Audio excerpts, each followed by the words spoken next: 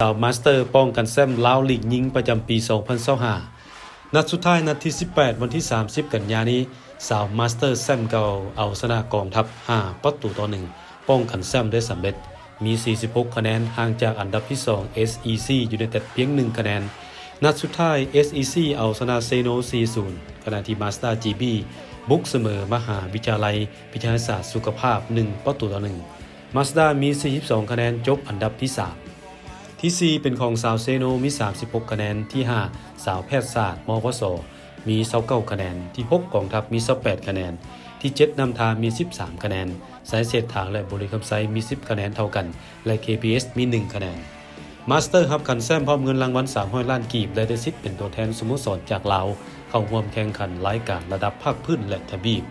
ส่วนรางวัลนักกีฬาดีเด่นได้แก่ใจคำสัญญาประเสริฐหัวหน้าทีมมาสเตอร์รางวัลคู่ฝึกดีเด่นต้นเพชรเพ็งทองจากมาสเตอร์รางวัลดาวยิงสูงสุดแกมมี่พัดดาลาจาก SEC ยิงรวม 48 ประตูและรางวัลผู้รักษาประตูดีเด่นทองสมุทรวงคำพันธ์จากมาสด้า GB